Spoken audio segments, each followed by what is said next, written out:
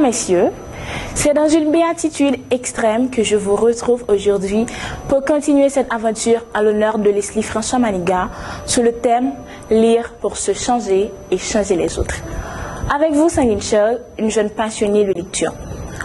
Aspirante médecin, je suis originaire du département de l'Artibonite, un nom qui lui a été assigné par homonyme à partir du grand fleuve, soit le plus long du pays. Assez souvent, on ne fait qu'assigner notre culture principale qui est le riz pour nous désigner. Mais laissez-moi vous présenter aujourd'hui nos sites touristiques, nos monuments historiques, nos statues ornant nos places et voire même nos sites religieux. Pourquoi ne pas parler de la cathédrale qui habite la messe de l'an qui se célèbre traditionnellement ou encore du palais 365 portes ou de la crête à Pierrot? Il en existe tant. Aspect culinaire, riz, lalo, mangue francique et j'en passe. Plus d'une trentaine de produits constituisent la potentialité de ce dit département, sans oublier son rôle prépondérant qu'il a joué dans la conquête de l'indépendance. En fait, pensez vraiment à le visiter. Alors, assez souvent, nous faisons involontairement face à des gens qui rendent nos vies difficiles ou malheureuses. Notre nature, mes chers téléspectateurs, façonne notre vie plus que tout cadre. Laissez-moi donc vous introduire dans cette ambiance de bonne humeur et de gaieté ce résumé détaillé du livre « Les lois de la nature humaine » de Robert Greene, un auteur diplômé en lettres classiques et également auteur de nombreux best-sellers. Alors, vous pouvez vous-même constater, mesdames, messieurs, comment notre tendance à nous comparer aux autres s'intensifie aujourd'hui.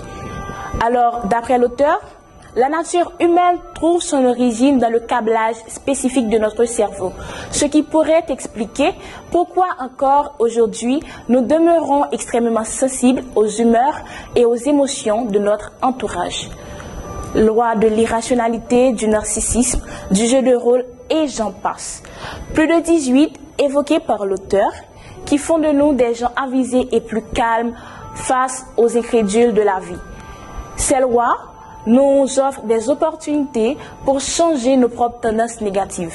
Elles nous enseignent des bons leviers pour influencer et motiver les gens. Les lois de la nature humaine offrent des tactiques brillantes pour réussir, s'améliorer et se défendre.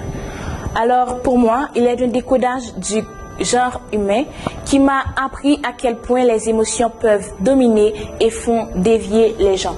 Du coup, je me sens plus apte à utiliser et à cultiver correctement l'empathie pour mieux me connecter aux gens et acquérir du pouvoir social. Je vous convie grandement à le lire. D'ailleurs, par ce livre, vous devenez nettement plus meilleur, plus sûr de vous-même et vous essayez de décrypter le langage humain, ce qui vous donne la possibilité d'améliorer vos relations avec eux. Alors, lisez-le et vous allez voir comment ce petit bouquin peut vraiment vous donner une meilleure image de vous-même. Sujet tabou.